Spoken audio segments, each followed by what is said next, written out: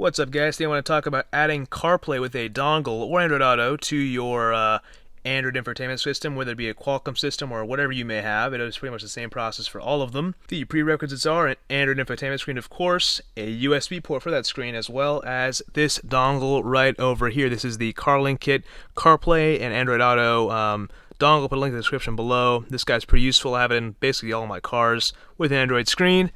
And yeah, it's pretty good. It's worked pretty well for me so far. The first thing you're going to need to do is download the AutoKit app. There's going to be a URL on the packaging of the dongle you buy, and you'll have a link. You'll have to press in your URL, and you're going to download this guy over here. It's called AutoKit. You can tap on that now, and you'll see it says insert the product. In my C63, I've got the USB ports in the glove box. I'm going to go ahead and plug in the dongle real quick. With the dongle connected, we can see it now is looking for the phone. You can see it's connected to Bluetooth right now. If you go to settings, there's a few options we can see over here. We've got basically some general stuff. I have mine set to speed. This is kind of how it works. And with iPhone, it's going to be set to CarPlay. CarPlay mode is going to be automatic. Basic stuff like that. I have night mode set to auto, so it can switch between dark and light.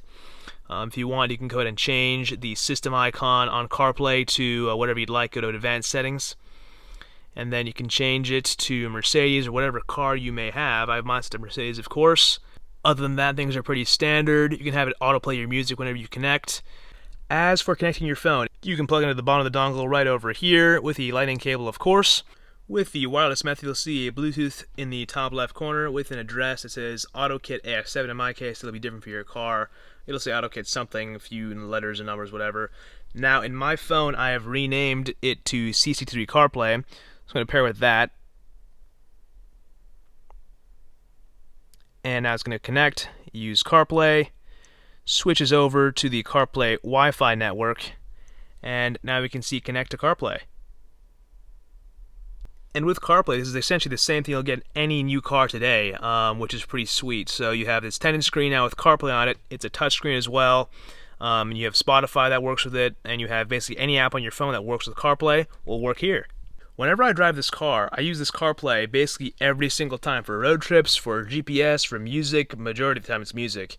And this thing is perfect for that. People ask me a ton about the sound quality of this unit, and I honestly can confidently say it sounds basically the same as any SD card or Bluetooth music I'd play through the OEM system. What's nice is I have this kind of app set up to start whenever I turn the car on, which you can go through the settings in the AutoKit app I kind of went over earlier. So whenever I start the car, this basically connects to CarPlay by itself, and I'm on my way. So it is a pretty quick process. And what's nice is it comes with updates as well. As for system updates, go to the settings again, over here. Scroll to the bottom and then press check for updates. This will update the software on the screen as well as the actual dongle itself. There are a few updates I think that come every couple months. They're pretty good about it. You can see the most recent ones were in 2021 on, what does it say, January 8th and February 23rd, which is pretty good. So they're pretty good about keeping stuff up to date, especially when the new iOS comes out. It's always going to be a bit buggy, but it will work eventually, which is pretty good about them. I've had this actually same dongle now in this car for the past 2 or 3 years, maybe 2 years actually, with my previous screen and all that stuff. So overall, it's treated me well. I do recommend it. I'll put the link in the description below.